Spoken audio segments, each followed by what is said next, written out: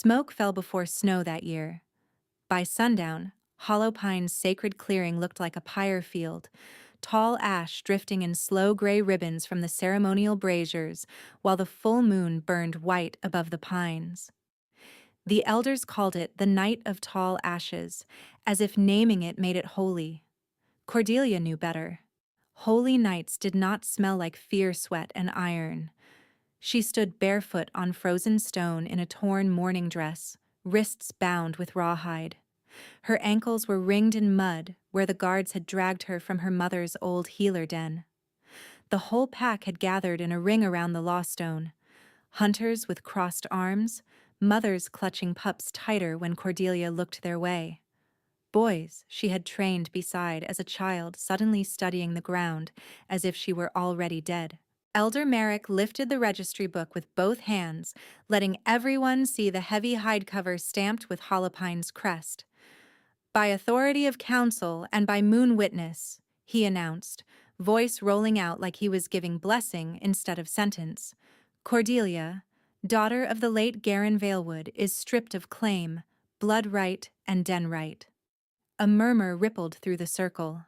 No one objected. Cordelia swallowed against a dry, burning throat. "My father died at your northern border," she said, the words trembling despite her effort. "For this pack. For your sons." Elder Sella did not look at her. She dipped her quill in black ash ink and drew one deliberate line through Cordelia's name on the open ledger page. The scratch of nib over parchment was louder than the braziers. "Your father died with debts unpaid," Selah said, "and no living mate to anchor your line. Hollowpine cannot feed every stray mouth who claims old honor. I'm not stray." Cordelia's wolf strained beneath her skin, frantic and cornered. "I was born under your moon. Healers attended my birth. You know my name." Merrick smiled without warmth. "A name is law only while law keeps it." He turned the book so the crowd could witness the crossed-out entry. Then he spoke the phrase that made her stomach turn to ice. "Unclaimed flesh." Someone in the back laughed nervously. Someone else spit into the ash. Her knees almost gave out, not from weakness but from the force of the understanding.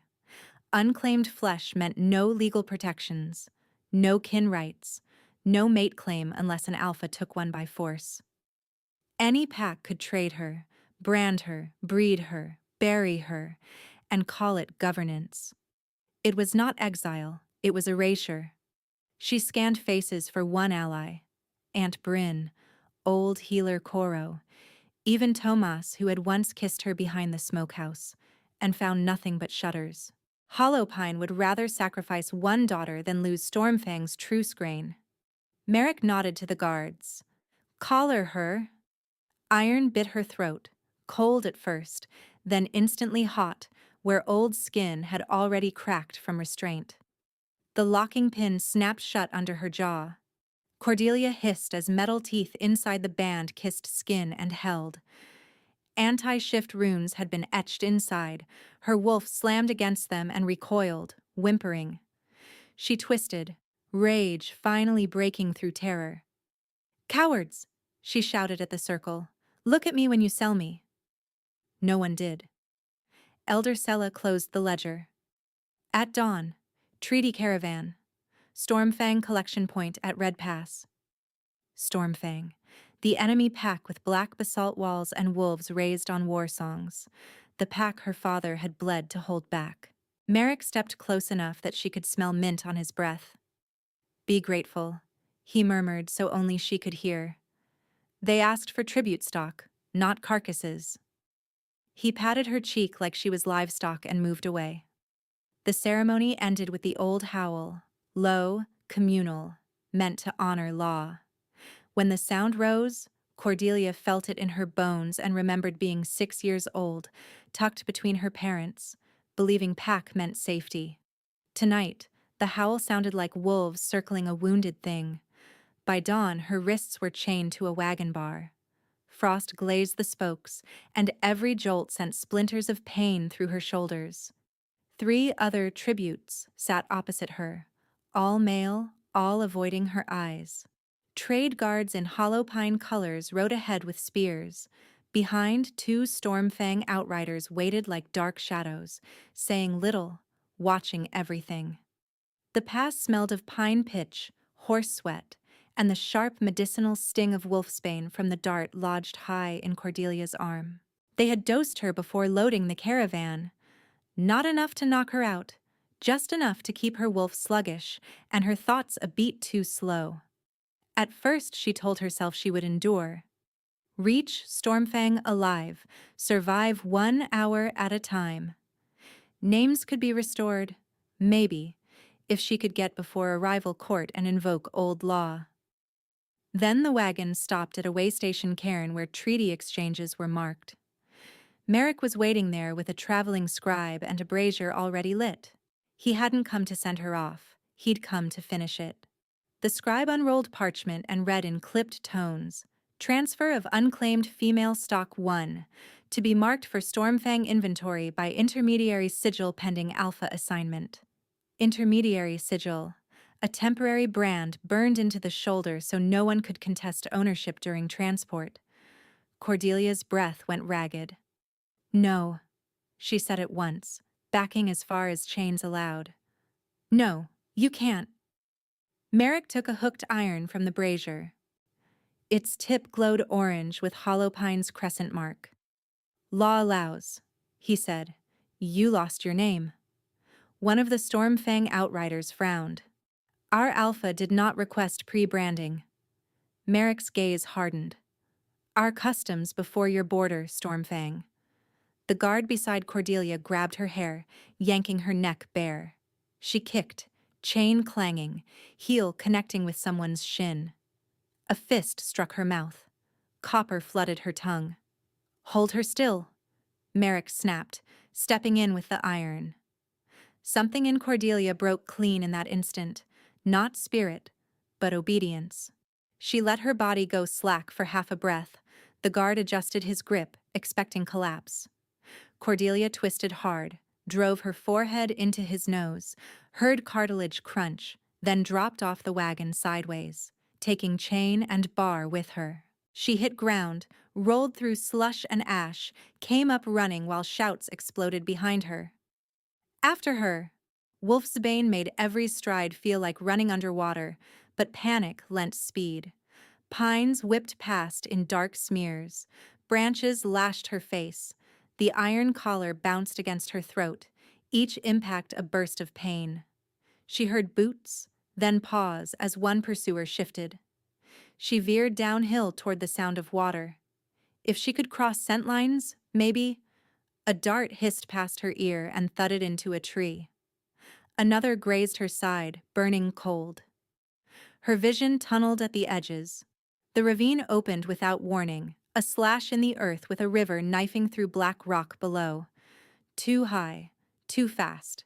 Certain death if she hit wrong. Behind her, Merrick shouted, breathless with fury. "Take her alive! Stormfang paid full measure." Paid. Cordelia stared at the river, then at the men who had raised her and priced her. Her lungs heaved smoke and frost. Her wolf lifted her head inside the poison haze and bared her teeth. Better water than their brand. She jumped. Air tore the scream from her throat. Then impact, ice and stone and crushing force. The river swallowed her whole, spinning her in a freezing roar. Chains dragged. She kicked blindly, slammed against submerged rock, fought upward. Once, she broke surface long enough to suck half a breath before current took her under again. By the time she clawed into reeds near the opposite bank, her fingers were numb and bleeding, one chain broken loose, one still dragging from her wrist like a dead snake.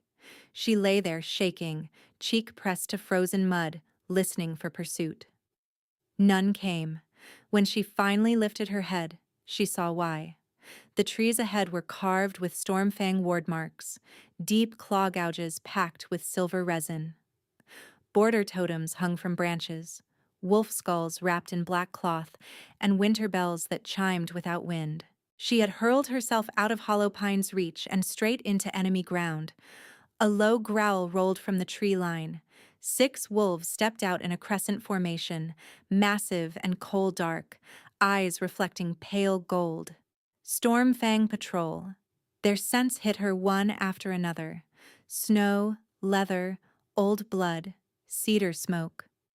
Not one of them looked surprised to find a half-drowned tribute at their border. One shifted mid-step into a broad-shouldered man with braided hair and scarred knuckles. His gaze dropped to her collar, then to the broken chain. "Hollow Pine Peace," he said flatly. Cordelia pushed herself up on shaking elbows. "I request—" Her voice cracked. She started again. "I request audience under treaty law." He snorted. "You don't have standing to request anything, collar girl." "I have blood." She held up her split, reddened mouth like proof. "And witness marks from forced transfer."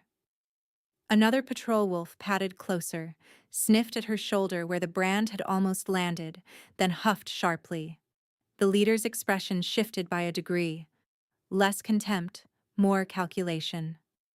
"Bind her," he ordered. "King decides." They did not beat her. That felt almost like mercy. They wrapped her in rough wool, tied her wrists in front this time, and put her on a horse between 2 riders. The climb to Stormfang's hold blurred into a fevered procession of basalt cliffs and torchlit gates. By sunset, towers rose out of mountain fog, dark stone carved straight from the bones of the earth, banners snapping with a silver wolf crest.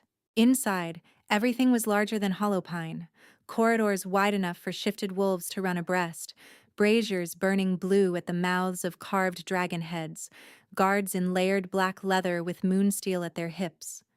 Cordelia's wet clothes chilled into a second skin. Every step left diluted pink footprints from her split lip and scraped feet. At the throne hall doors, attendants reached for her collar chain. "Tribute for inventory," one said. "Tribute for judgment," corrected the patrol leader and shoved the doors open. The hall beyond was a cavern of basalt pillars and firelight. Nobles lined both sides in winter silks and armor, voices murmuring until they saw her, then thinning into curious silence. At the far end, on a raised dais cut from one block of black stone, sat Alpha King Dante Windrider. She had heard stories her entire life, 2 centuries old, undefeated in 5 border wars, ice in his veins. No mate ever survived his court long enough to be named. She expected a monster, and found a man carved from severity, broad-shouldered, dark-haired, still as a drawn blade. A silver scar crossed his throat like a second smile he'd never use. Cordelia was forced to her knees at the foot of the steps. "Recovered at South Ravine," said the patrol leader. "Hollow Pine transfer. Unclaimed female."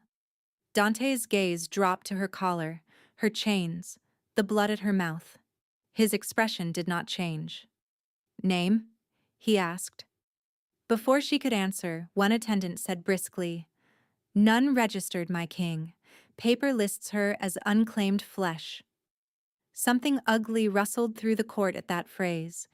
Interest, amusement, hunger. Cordelia kept her eyes on the stone floor and waited for ownership terms, breeding assignment, whatever shape this next cage would take. An attendant jerked her chin up with 2 fingers. "Show the king your face." She flinched, and the movement split her lip further. A warm drop slid down, hung from her chin, then fell, dark red against Dante's outstretched wrist, where he had gripped the arm of his throne. The instant blood touched his skin, the world lurched. Heat slammed up Cordelia's spine like lightning. Her wolf surged forward so hard the collar runes screamed against her skin. A thread, bright, impossible, silver shot with gold, snapped tight between her chest and the king's. Dante recoiled as if struck, stumbling back 1 full step. Stone cracked under his heel. Gasps tore through the hall. His pupils blew wide, jaw clenching so hard a muscle jumped. For 1 suspended heartbeat, he looked not cold, not controlled, but wrecked by recognition. Then, hoarse and disbelieving, he said into the stunned silence, Cordelia Valewood. Her name rang against basalt and fire, and the hall seemed to forget how to breathe. Cordelia stared at him. No one had said it since the Law Stone. Not out loud. Not where others could hear and be forced to witness. The bond thread between them tightened, hot as drawn wire. It started in her chest and spread outward, through ribs, down her arms, into her teeth, until every nerve felt bright and overfull. Her wolf, drugged and battered and half strangled by the rune collar, rose anyway, with a low, disbelieving sound.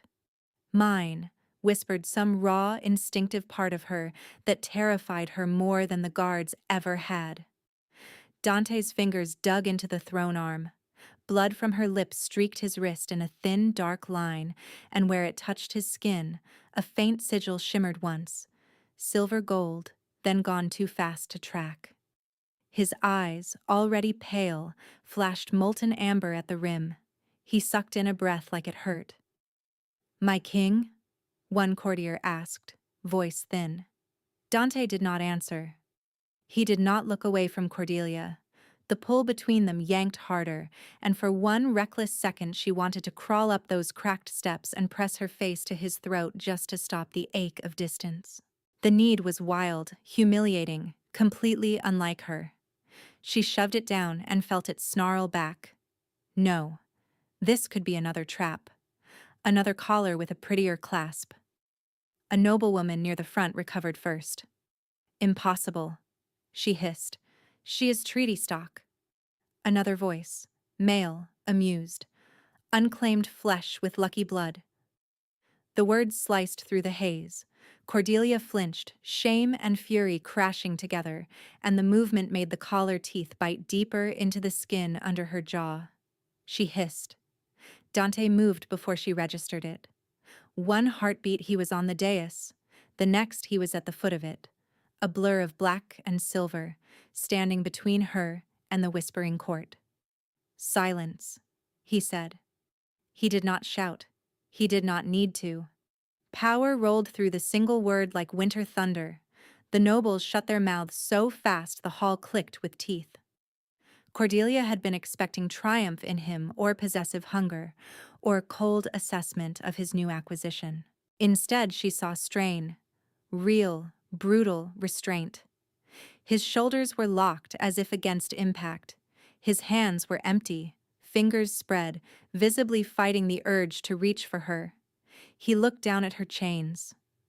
"Who put anti-shift runes on this collar?" he asked without turning. The patrol leader swallowed. "Holopine, my king. We found her at the ravine." "Remove it." An attendant hesitated. "With respect, sire, until inventory is—" Dante's head snapped toward him, and his eyes burned fully gold now. "Did I stutter?" The attendant dropped to one knee so quickly his forehead hit stone. "No, my king." Cordelia's pulse pounded in her throat. "Remove it. Here. In front of everyone." Relief hit so hard it almost made her dizzy, followed immediately by panic. Collars came off only for claiming, punishment, or slaughter. She had lived long enough among pack law to know this. Two guards approached with tools. One reached for her jaw. She jerked back on instinct, breath ragged. The bond thread flared hot in warning, and Dante made a rough sound low in his chest, more wolf than man. "Stop!" He held out a hand. The guards froze, then, to Cordelia, quieter. "No one touches you without your leave." The hall stirred again, this time with shock sharpened into outrage. A king asking leave from tribute stock was not done. Cordelia's thoughts tangled. She should say no. She should resist everything. But the collar was sawing her raw, and her wolf was frantic inside it. She gave one tight nod. Dante stepped behind her himself. His presence at her back was heat and pine smoke and steel. Even through wet wool and blood and fear, she caught his scent and felt the bond answer. An involuntary surge that made her fingers curl against the floor. The key bit into the lock. Metal clicked. The band loosened. When it lifted free, pain burned first. then a flood of sensation so sharp she gasped. Her wolf slammed forward, no longer rebuffed by runes, and she almost shifted right there on the throne steps from sheer overload. Dante's hand hovered near her shoulder, not touching, steady and open in case she bolted or broke. "Breathe," he said, voice low, for her alone. She did. Once. Twice. Her shaking eased by degrees. Only then did he turn back to the court, collar hanging from his fist like a severed shackle.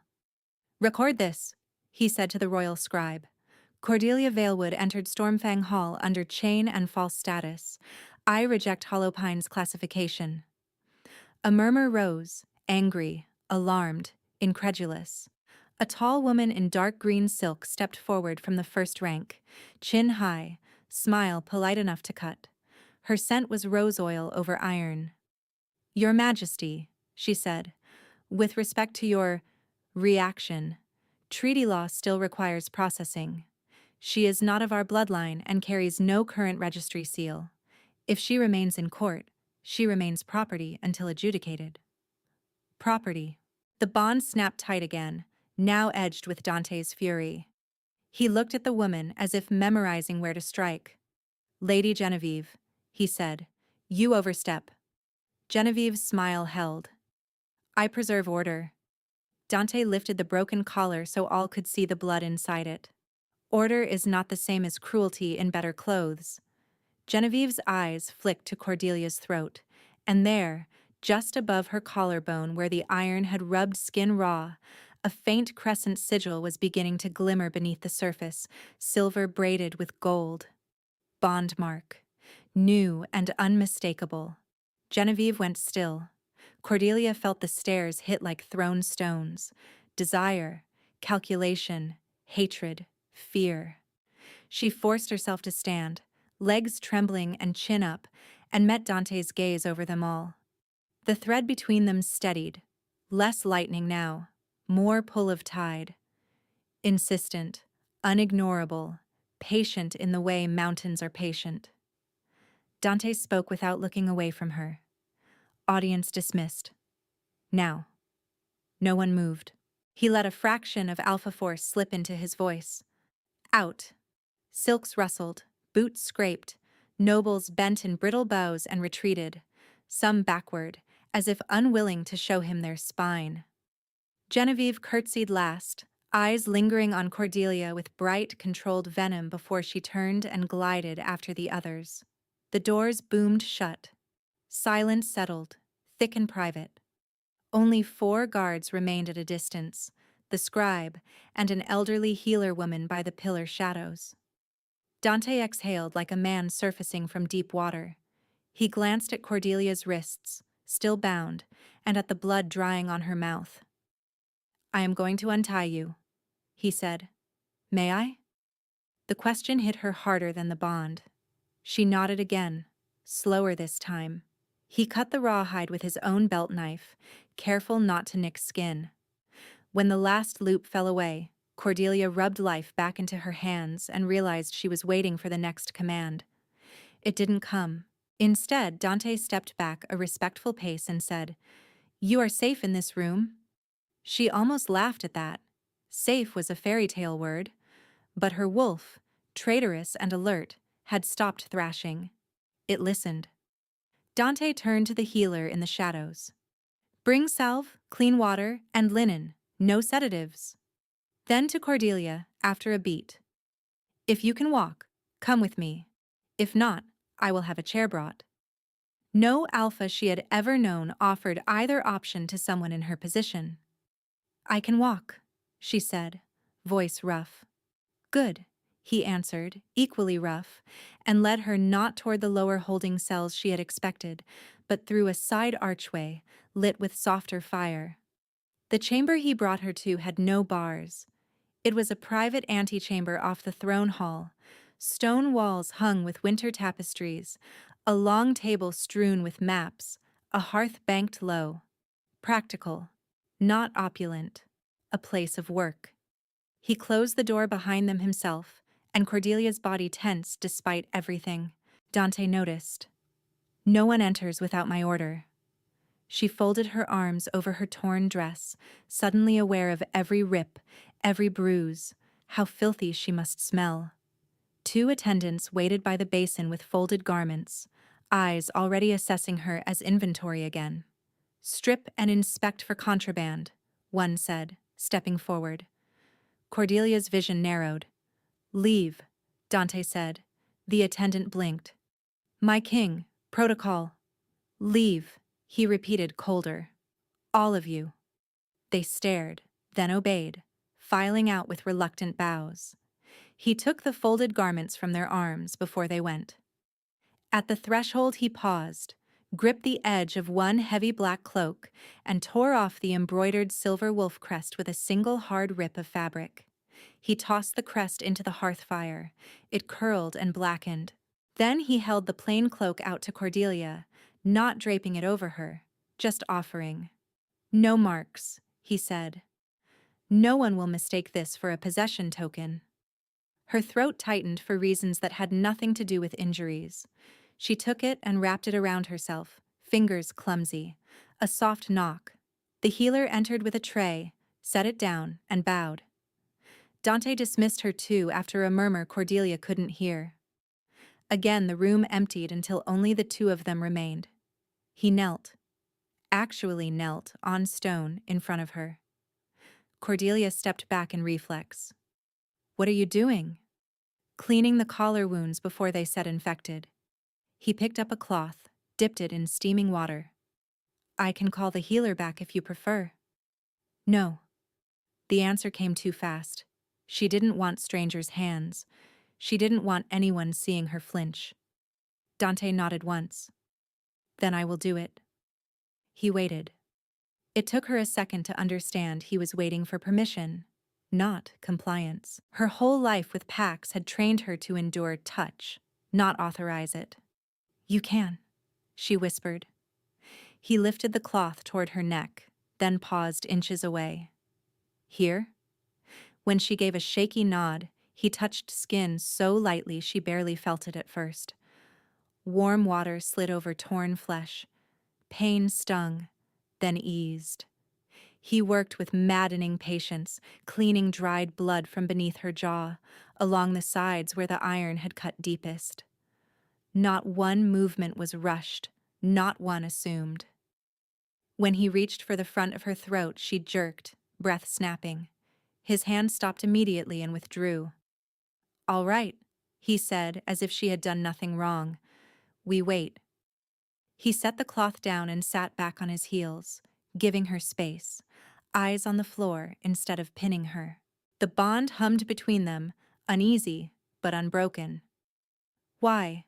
she asked after a long silence. "Why do this?" Dante's mouth tightened. "Because someone should have done it before now." "That's not an answer." His gaze lifted to hers. "Because if I take from you when you have no power to refuse, I am no better than the men who chained you." A beat. "And I have killed better men than that." She believed him. The realization was unsettling, but less unsettling than the way his words settled into places in her that had gone numb. She studied him, the scar at his throat, the exhaustion held rigid under command, the care in hands built for war, and could not reconcile him with the monster from Holopine stories. "Try again?" he asked quietly, hand hovering. This time she tipped her chin on purpose. He cleaned the remaining wound, spread salve with his thumb, then wrapped a narrow linen strip around her neck to keep the skin protected.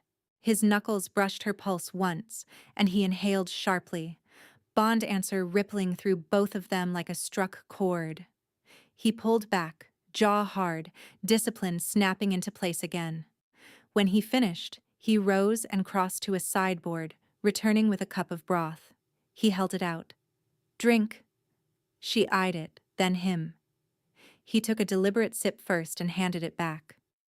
A strange sound escaped her, almost a laugh, almost a sob. She drank.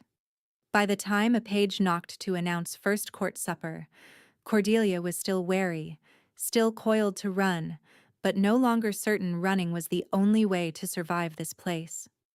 Stormfang's supper hall was narrower than the throne chamber but no less formidable. One long blackwood table under iron chandeliers, banners hanging between spear racks, fires throwing red light over polished stone. Nobles filled both sides in layered finery and battle braids, conversation sharpening as Dante entered with Cordelia at his shoulder. Every head turned. She felt each glance like a claw. The new linen at her throat itched. She kept her spine straight anyway. The seat set for her was not beside the king. It was 3 places down, at the far curve where lesser envoys and tolerated nuisances sat. Dante noticed it, expression unreadable. Before he could speak, Lord Harrow, thick-necked, graying, rings heavy on every finger, leaned back and smirked openly at Cordelia. "Well," he drawled, loud enough for half the hall, "the carrion gets a chair tonight. Progress."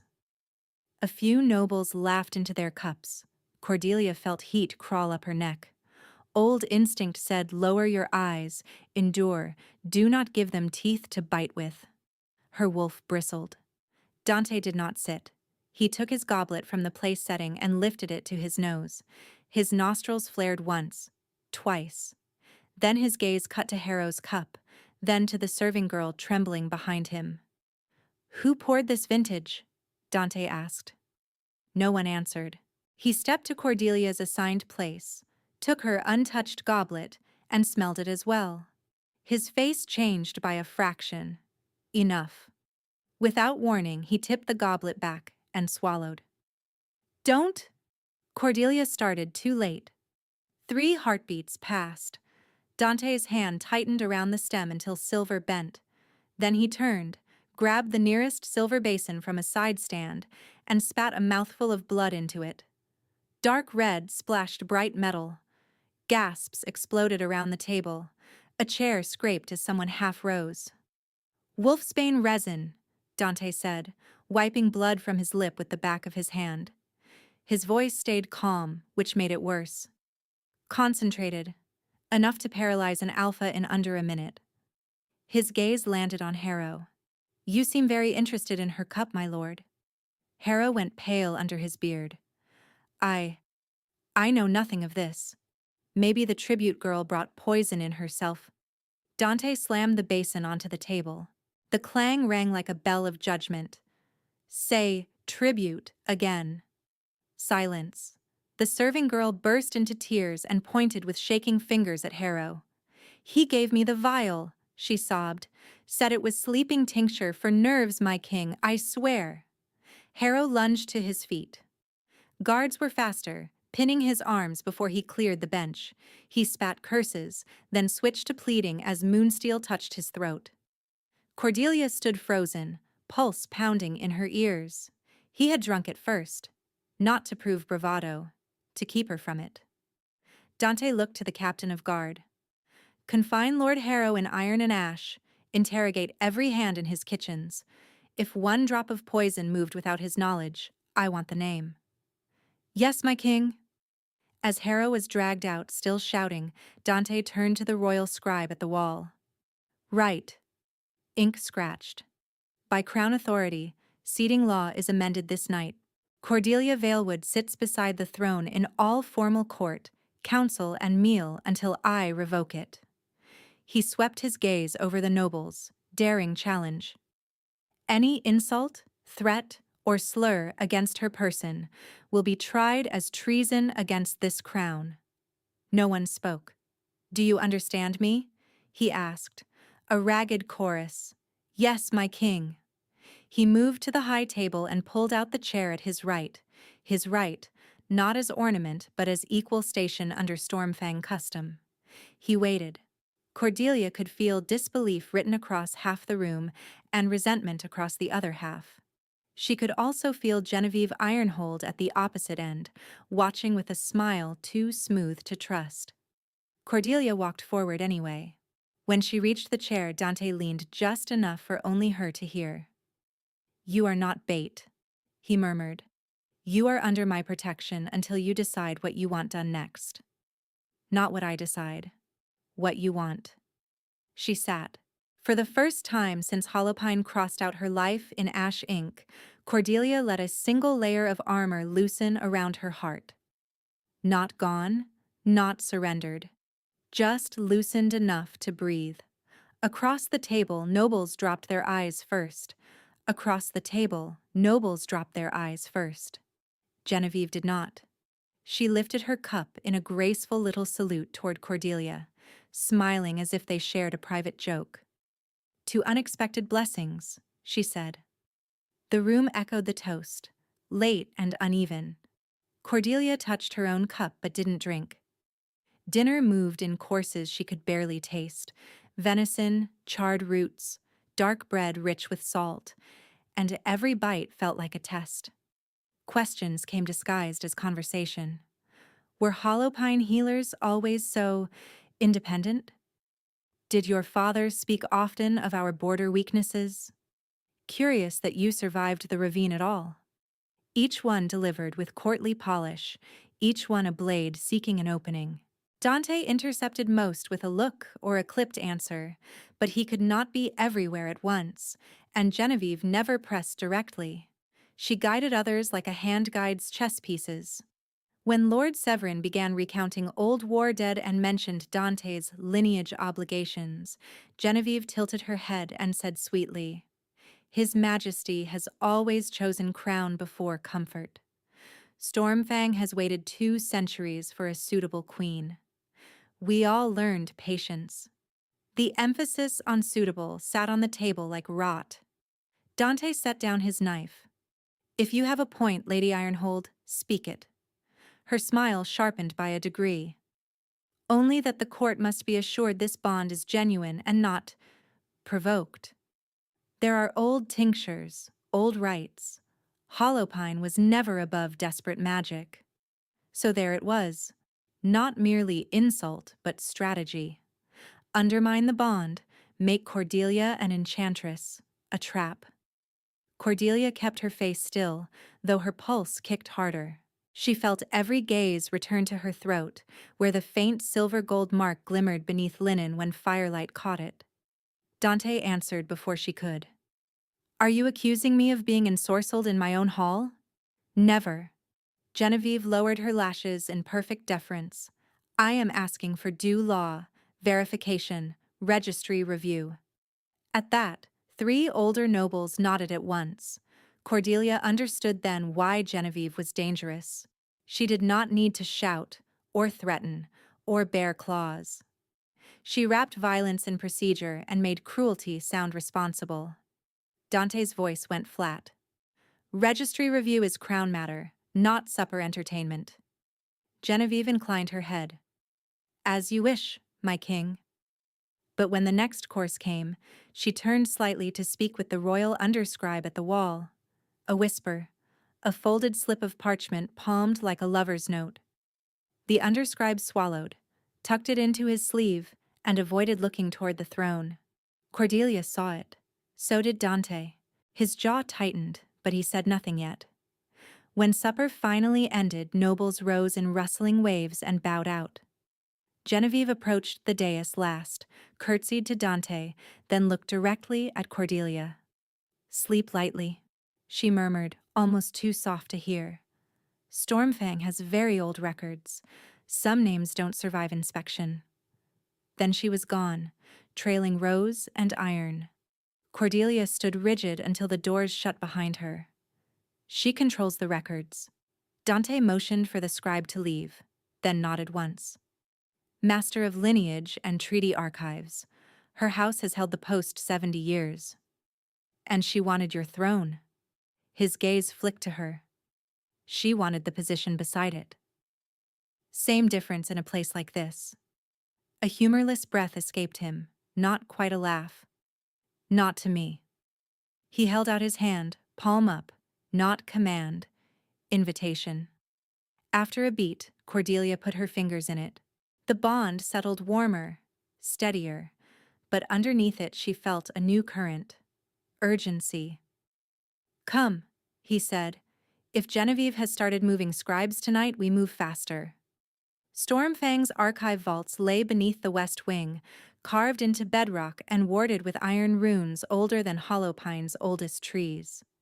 Dante dismissed the guards outside and opened the first gate himself, pressing his blood to a wolf head lock plate.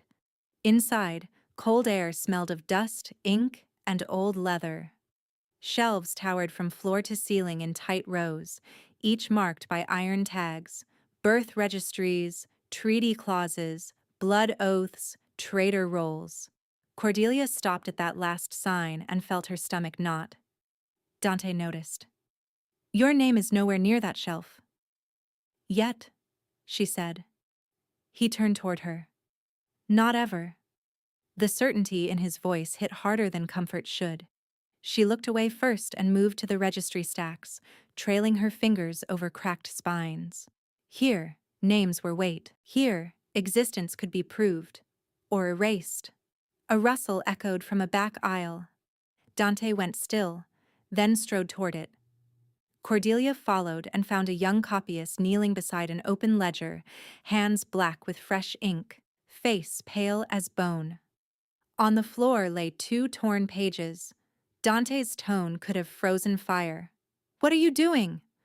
The copyist shook so hard his teeth clicked. I had order seals, my king, I swear. Lady Ironhold said immediate correction under royal authority."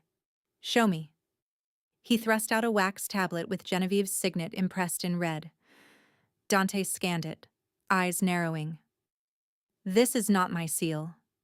The copyist collapsed into a bow. "Mercy." She said if I asked questions, my family's winter allotment would vanish. She gave me silver. Cordelia crouched and lifted one torn page. The heading read, Hollow-Pine Register Extracts, Valewood Line. Beneath, witness names had been scraped out and overwritten in a tighter hand. No legitimate daughter issue. Infant, stillborn. No surviving line right. Her vision blurred red at the edges. "They're rewriting my birth." Dante took the page from her with deliberate care, like it might burn. "No, they're attempting to."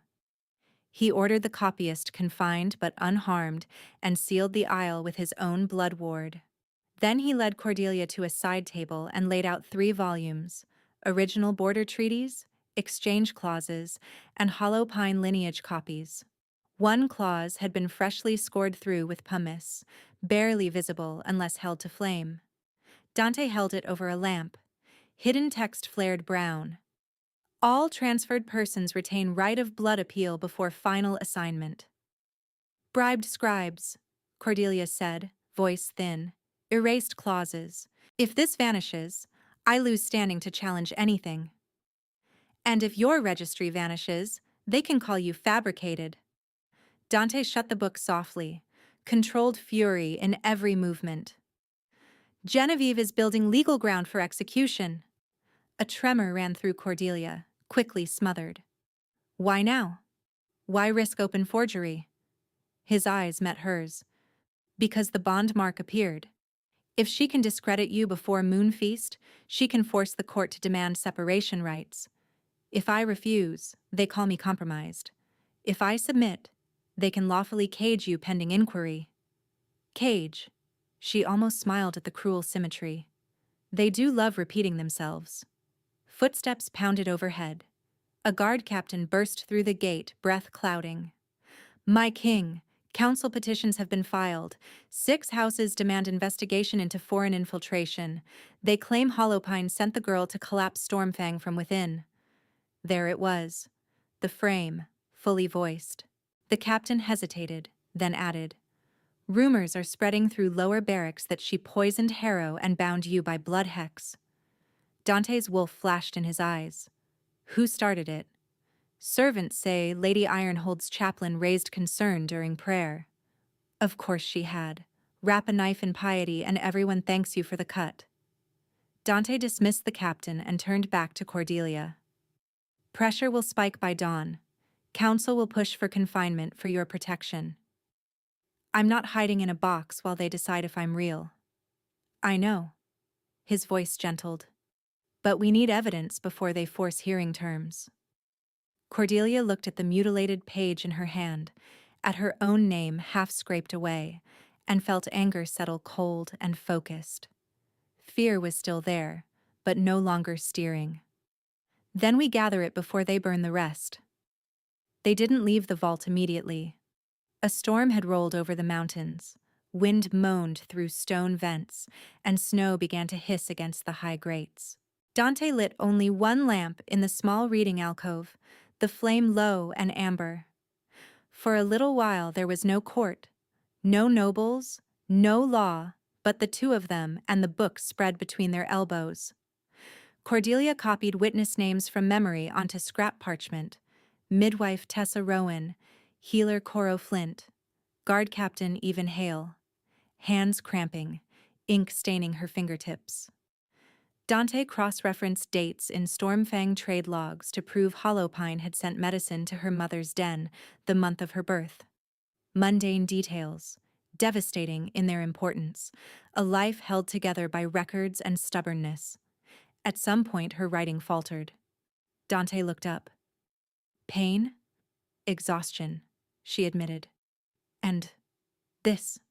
She gestured at the shelves. I keep waiting for someone to walk in and tell me I imagined all of it. That if enough people deny you, you stop existing. His expression changed. Less king, more man, stripped raw at the edges. I know that feeling. She blinked. You? He leaned back against stone, eyes on the lamp flame. I took this throne at 37 after my brother was murdered at treaty table. Half the high houses called me usurper because my mother was lowborn. They said my blood was wrong for a crown even while I bled for their borders. A pause. The scar at my throat was from the oath challenge. House Ironhold's champion dealt it. Genevieve's house. Cordelia stared. She knew. She was there. His mouth flattened. She learned early that law can be sharpened into a weapon finer than steel. Silence settled. Not empty this time. Carefully, as if approaching a skittish animal, Dante set down his pen and asked, May I touch your hand? The question made her chest ache in a way battle wounds never had. She held out her ink-stained fingers. He threaded theirs together, warm, calloused palm against hers. The bond hummed, deep and resonant, and for once it did not feel like hunger or panic. It felt like recognition. When I said your name in the hall, he murmured, it wasn't politics. I heard it here first. He tapped his chest. Like it had been waiting. Cordelia swallowed hard. When you said it, I remembered I belonged to myself. His thumb brushed her knuckles, reverent and restrained. Good. Keep that. Even from me, if you must. A laugh escaped her, shaky and surprised. You're a very strange Alpha King. So I'm told. She tilted her head, studying him in firelight. I'm still afraid of this bond. You should be, he said immediately. It is powerful. It can be misused. If you ever feel cornered by it, say so and I will step back. His gaze held hers, unwavering. No cages, no bargains. Her breath caught. He had given back her own terms before she'd spoken them. Impulsively, she rose and stepped closer until her knees touched his. Then hear mine now, she whispered. I won't be hidden, traded, or spoken for again. Not by Hollowpine, not by your court, not even by you. His eyes warmed, fierce and proud at once. Agreed. She lifted her hand to his scarred throat and paused. May I? Yes. Her fingertips traced the pale ridge. His pulse jumped under her touch. He leaned into it for one unguarded heartbeat, forehead nearly brushing hers, breath mingling in the small pool of lamplight. Then the vault gate slammed open. A messenger stumbled in, snow crusting his cloak, panic all over his scent. My king, emergency summons to Moonfeast Council, immediate. Lady Ironhold has presented evidence of treason. Cordelia's hand dropped. Dante stood in one smooth, lethal motion. What evidence? The messenger swallowed. Contraband recovered from Lady Cordelia's assigned chamber. Stormfang tunnel maps. A coded letter addressed to Hollowpine elders, and he looked sick. A vial of refined silver dust. For a second, nobody moved. Then Dante said very softly, "Show me." The chamber Dante had assigned her was already crowded when they arrived. Guards, two council scribes, a priest, and Genevieve poised near the hearth in morning blue silk like a widow at her own performance. On the table lay the evidence arranged with meticulous care: charcoal sketches of inner gate tunnels, a folded cipher sheet, and a stoppered crystal vial glittering with pale metal powder. Silver dust. Inhaled, it shredded an alpha's lungs from the inside. Genevieve turned as they entered and let controlled sorrow soften her features. "Your Majesty, I feared you'd think this personal if I delayed." Dante did not look at her. He went straight to the table, sniffed the vial, and his mouth thinned to a line. "Real." Genevieve nodded sadly. "Found beneath her mattress by chambermaids, along with correspondence indicating Hollowpine contact." Cordelia stared at the bed where she had slept exactly one night. "I never wrote any letter." A scribe unsealed the parchment and read aloud. "At moon feast, when wind turns and torches are fed, his guard lowers." He faltered, glancing up. "Signed, CV." The room murmured. Dante held out his hand for the page. He read it, then looked to Cordelia. "This isn't your hand." "No." "Convenient," Genevieve said softly. "Spies rarely confess artistry." Cordelia stepped toward her, wolf pressing hot under skin. "You forged this." Genevieve met her gaze, calm as winter glass. "Can you prove that?" Before Cordelia could answer, the priest cleared his throat. "By ancient safeguard, discovery of silver dust in royal quarters mandates immediate isolation of all implicated parties until moonrise hearing." "Implicated parties?" Dante repeated dangerously. The priest bowed, sweating. "The accused, and any directly enthralled by blood bond influence." Half the room looked at Dante. Genevieve spread her hands, regretful. "No one questions your strength, my king, but law exists for moments exactly like this." Dante's alpha force slammed outward, rattling shutters. "Do not quote law to me while standing in a planted crime scene."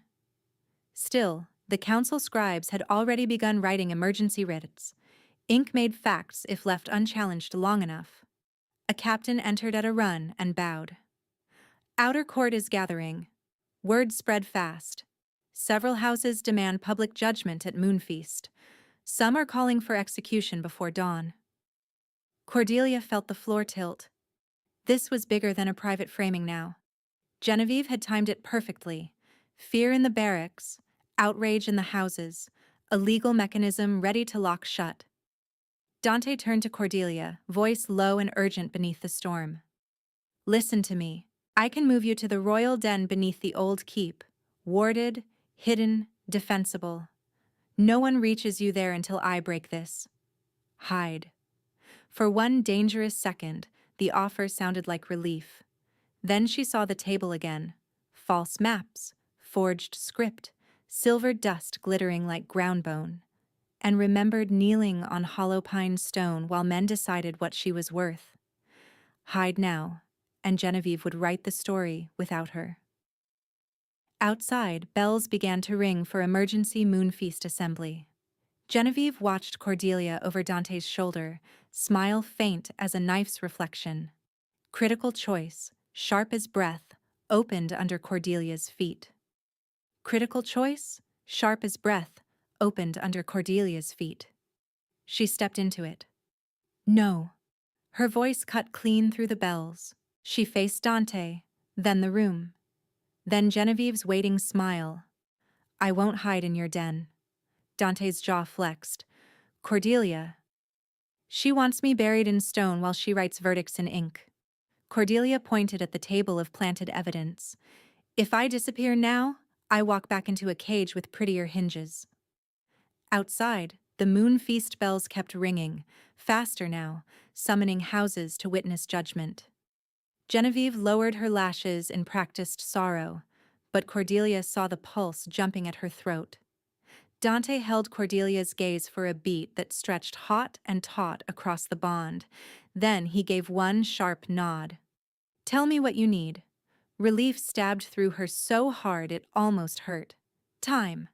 And the copyist from the archive aisle, the one she bribed. He knows where she keeps originals.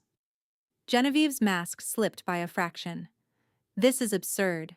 You would delay a treason hearing for a servant's panic? Dante never looked at her. Captain, he barked to the guard at the door, bring the copyist.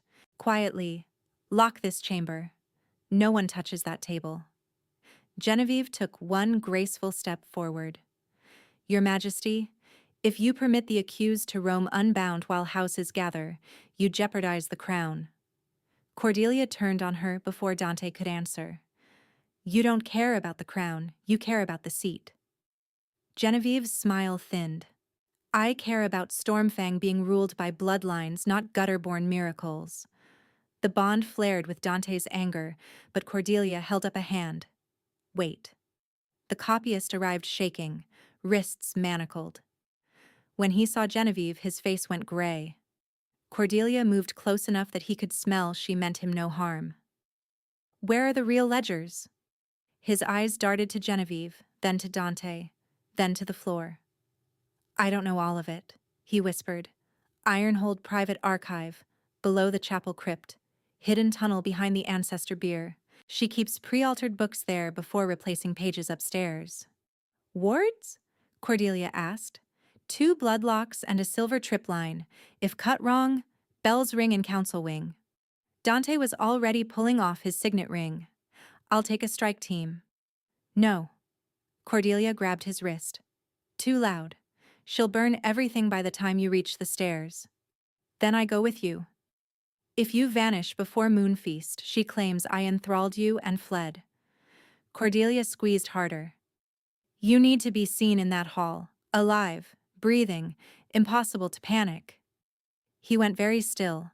She felt the war in him, alpha instinct to shield, king's instinct to hold ground. Finally, he exhaled through his nose, sharp and reluctant. 5 guards at your back. 2, she countered. Fast ones. I need shadows, not a parade. Dante's eyes searched her face, then dropped briefly to her bruised throat, and when he spoke, his voice was rough with unwilling respect.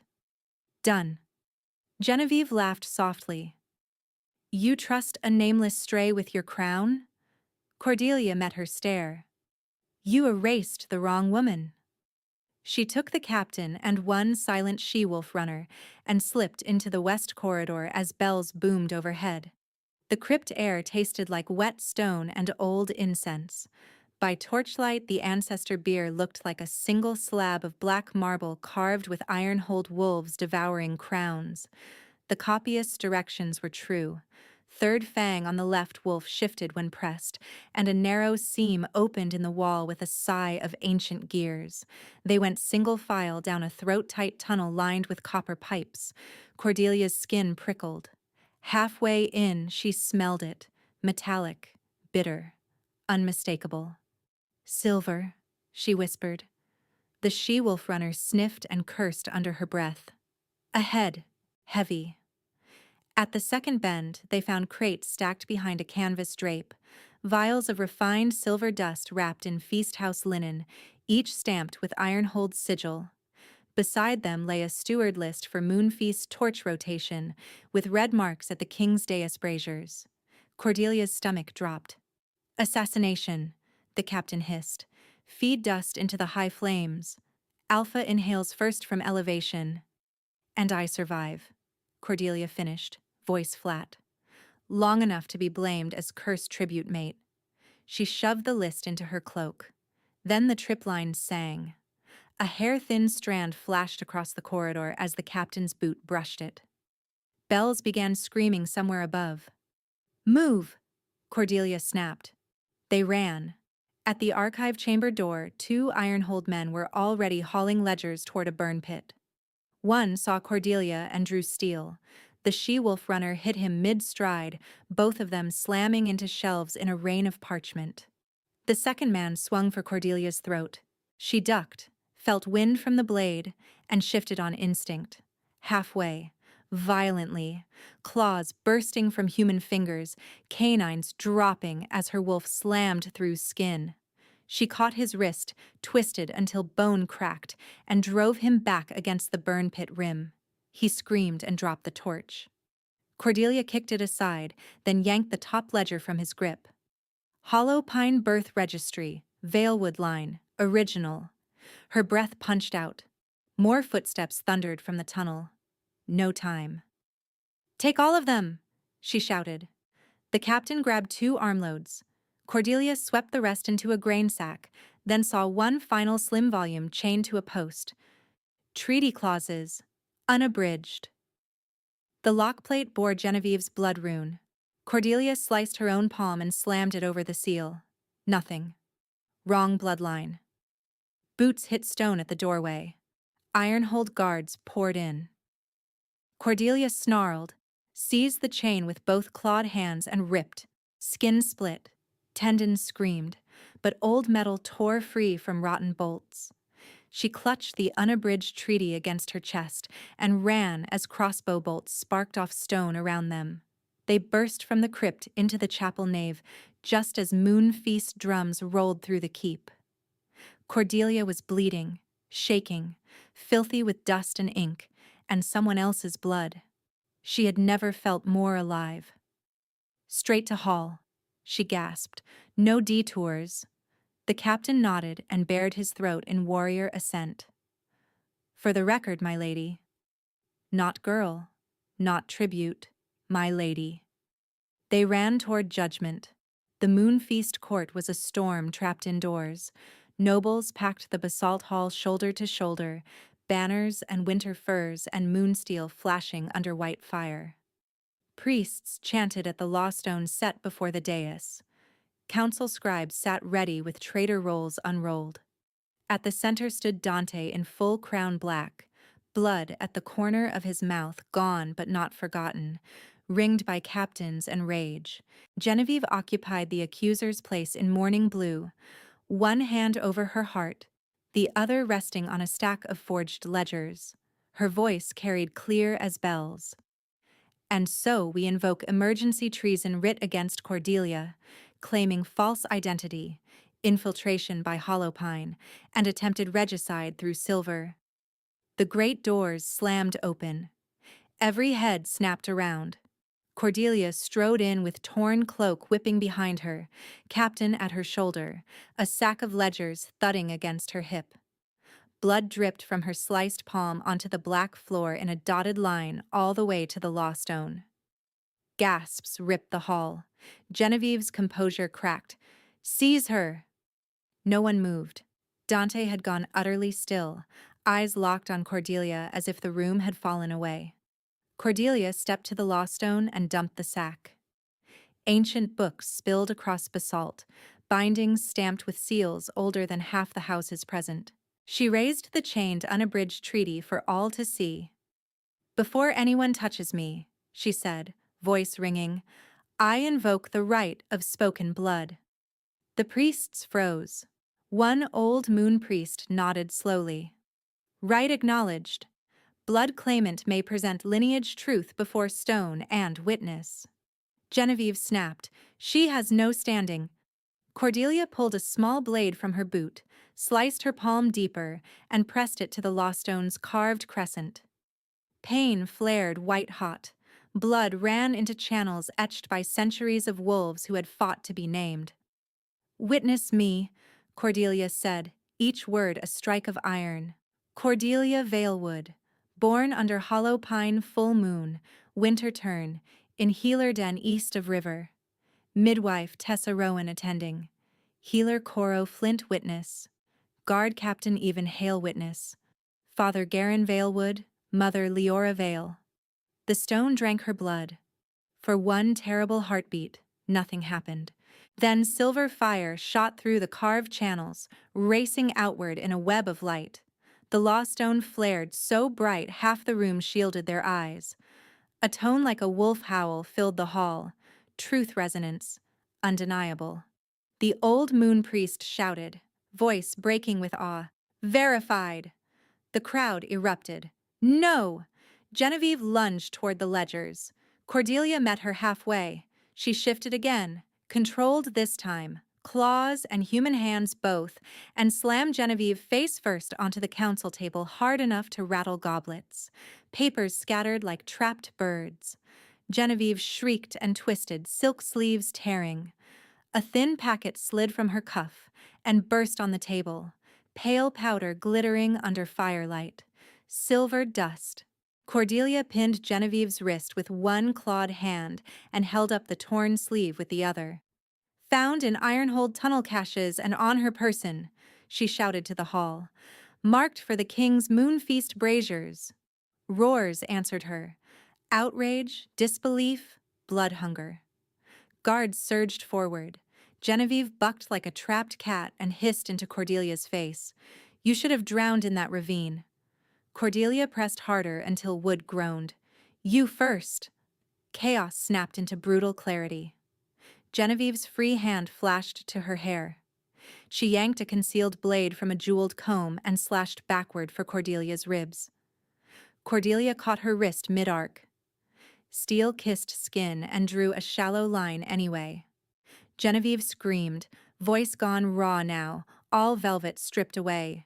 He was mine by bloodline, mine! Cordelia twisted. Bone popped. The blade clattered. Cordelia snatched it and drove it down into the table between Genevieve's spread fingers. Hard, precise, wood splitting with a crack. Genevieve went dead still, chest heaving, 1 inch from impalement. A throne is inherited, Cordelia said, breathing hard, eyes locked on hers. A bond is chosen. Dante descended from the dais like winter war made flesh. Hold her. Guards dragged Genevieve upright, wrists in moonsteel. She spit at Cordelia and missed. Dante turned to the priests. Trial by oath flame, now. The old moon priest hesitated only a second, then thrust both hands into the witness fire brazier. Blue flame leapt high, then folded into a white column over the law stone. Oath flame. It burned lies from parchment and lungs alike. Genevieve laughed, ragged and wild. You cannot. I can, Dante said, by crown and blood. He threw the forged registry onto the flame. The leather cover blackened instantly. Ink ran like melting insects. Words clawed up in smoke. Alterations, erased witness lines, false stillbirth entries, then burned away. The genuine ledger Cordelia recovered remained untouched, where the flame licked it, clean and legible. Murmurs turned to shouts. Forgery! Treason! Ironhold rot! Dante faced Genevieve. Swear before oath flame you did not alter registry and treaty records. Genevieve clenched her jaw. The flames surged toward her, a white tongue of heat that stopped at her throat. Oath magic did not wait forever. Speak truth, or choke on it. Swear, Dante repeated. Genevieve's eyes filled with tears she refused to blink away. At last the words tore out of her, jagged and involuntary. I altered them. The hall went silent except for fire crackle. Swear you did not place silver dust for moon feast. Her lips peeled back from her teeth. I placed it. Swear you did not forge correspondence to frame Cordelia Valewood. Her knees buckled. I forged it. Each confession rang like a hammer blow. House banners trembled as their lords calculated fallout. Dante's voice was stone. Why? Genevieve laughed once, broken glass. Because you were promised to rank. To legacy. To us. She jerked her chained hands toward Cordelia. Not to river mud and pity. Cordelia stepped forward before Dante could answer. You thought if you erased me, he'd come to heal. Genevieve bared her teeth. I thought if I cut out the infection, Stormfang would survive. Dante looked at the scribe. Record full confession under oath flame. Add conspiracy to regicide and treason against crown. He faced the court, power rolling off him in palpable waves. By Stormfang High law, Genevieve Ironhold is stripped of title, holdings, and lineage privilege. She is exiled beyond the Black Fjord by dawn. Her name enters the traitor roll permanent and unsealed. The scribe's pen shook as it scratched. Genevieve's scream echoed off basalt as guards hauled her toward the doors. She fought until moonsteel shackles bit skin, shouting curses, then sobbing, then silent as stone when no one answered. Dante lifted a hand. Lord Harrow. The disgraced lord was dragged in from side custody, eyes bloodshot, beard matted. Under oath flame, he confessed to accepting Ironhold's silver to dose Cordelia's cup, and aid rumor spread. Dante sentenced him to life labor in the northern salt mines, with assets seized for families harmed by his house. Elder Merrick and Elder Sella of Hollowpine, Dante added, voice carrying to every corner, are summoned under interpack writ to answer unlawful erasure, trafficking, and attempted branding of a registered daughter. Refusal will be treated as admission. Cordelia closed her eyes briefly. Father, she thought, not prayer exactly, but promise. I did not stay erased. When she opened them, the court was bowing. To her. Not all with grace, not all willingly, but they bowed. Hours later, the hall stood empty except for banked fires, 3 priests at a respectful distance, and the witness flame burning low and gold. Cordelia stood beside the law stone with clean bandages on her palm and dried blood still under her nails. Dante approached from the dais without crown, without guards, without the iron wall of kingship between them. He stopped an arm's length away. You should be resting. So should you. A tired smile touched his mouth and vanished. I meant what I said in the chamber. No cages, no bargains. I know. Cordelia drew a breath that shook only a little. And I meant what I said in the vault. No one speaks for me. Good. Silence settled, warm this time, threaded with the deep, steady pull of their half-locked bond. It had carried them through blood and law and fire. It was still waiting, unfinished. Cordelia lifted her chin and bared the curve where neck met shoulder, pulse fluttering wild beneath bruised skin. Dante went perfectly still. She spoke clearly, so the priest could witness and memory could never twist it. No cages, no bargains, only if we are equals. Something fierce and reverent moved through Dante's face. He dropped to one knee before her, not supplication, not dominance, but vow, and set his hand lightly at her waist. Equals, he said, rough as gravel, always. Then choose me. His eyes flashed molten gold. Mine, he whispered, like prayer and hunger and home in one word. Yours, she answered, and her wolf surged forward not in panic now, but in answer. Mate. He rose slowly, giving her time to step back if she wished. She did not.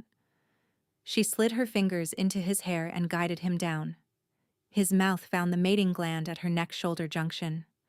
First, a kiss, hot, trembling restraint. Then his teeth pressed, paused for final consent. Cordelia made a sound low in her throat and leaned in harder. Bite. Pain lanced bright and sharp, enough to make her knees buckle. Dante's arm locked around her instantly, holding without trapping.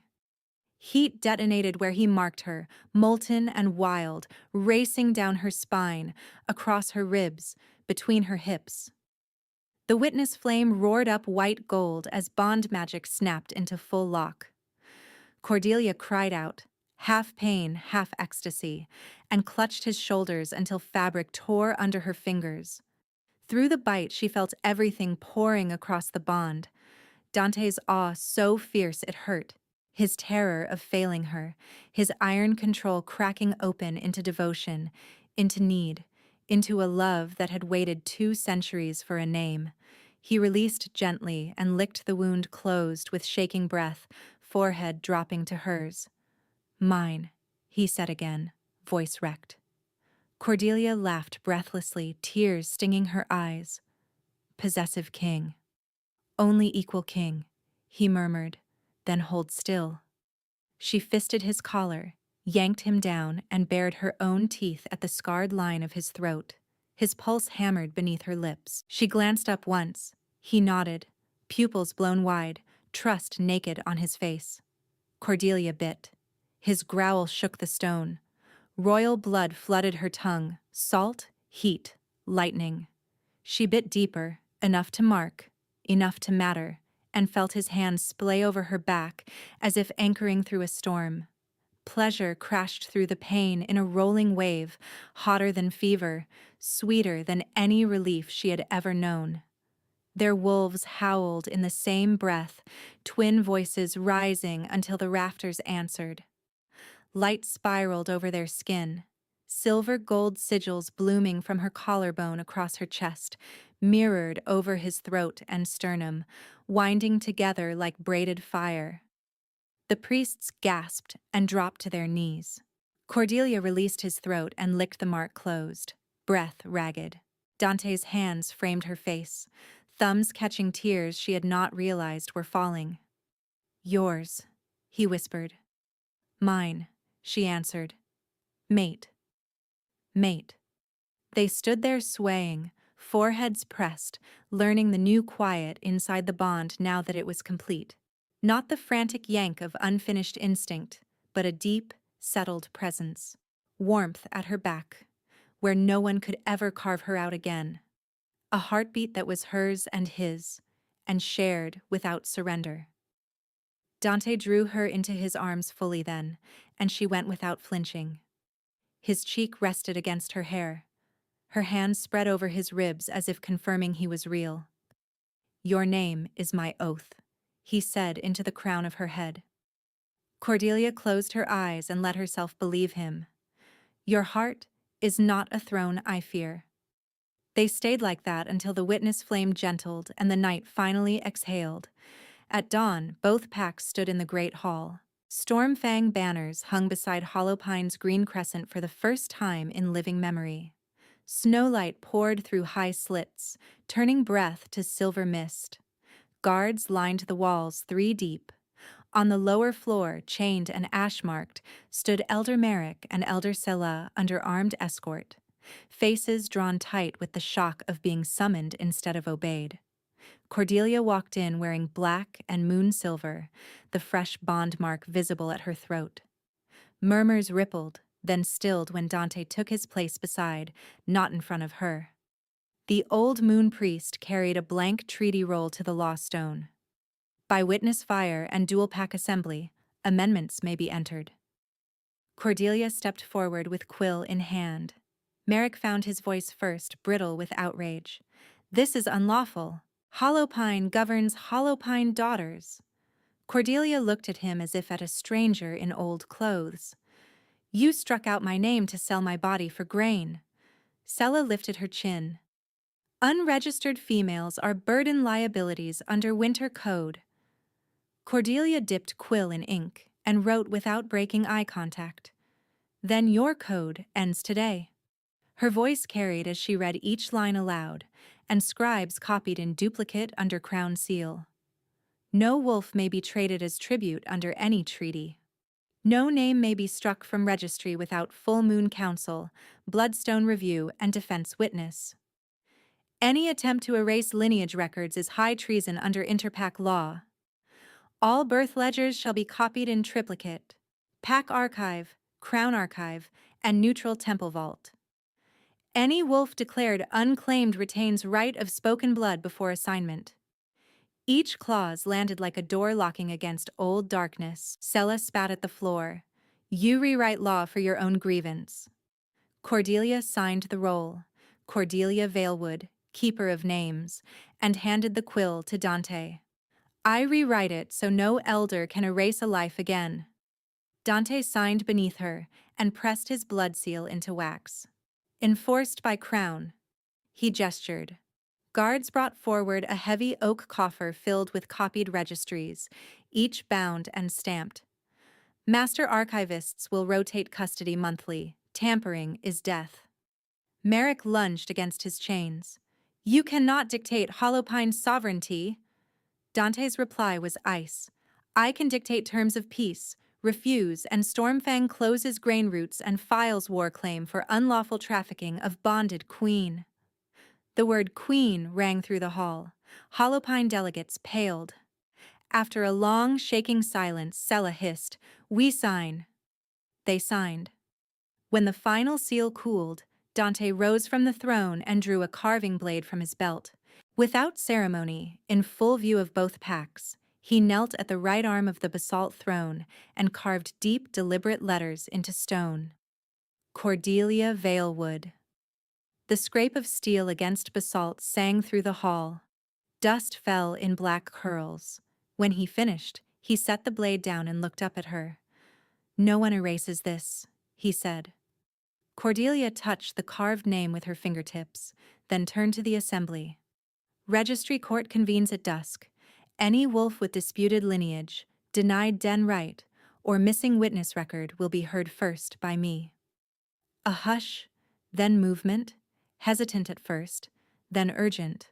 Mothers stepping forward, old men clutching brittle papers, a one-eyed hunter with no family seal, Holopine and Stormfang alike.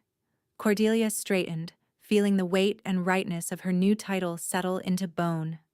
"One at a time," she called. "You are seen. You are named."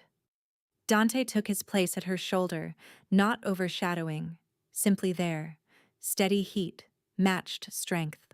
Outside, war drums stayed silent. Inside, names were spoken back into the world. And when night came, Moon Queen and Alpha King walked the ramparts together above two packs, learning, at last, that belonging could be chosen.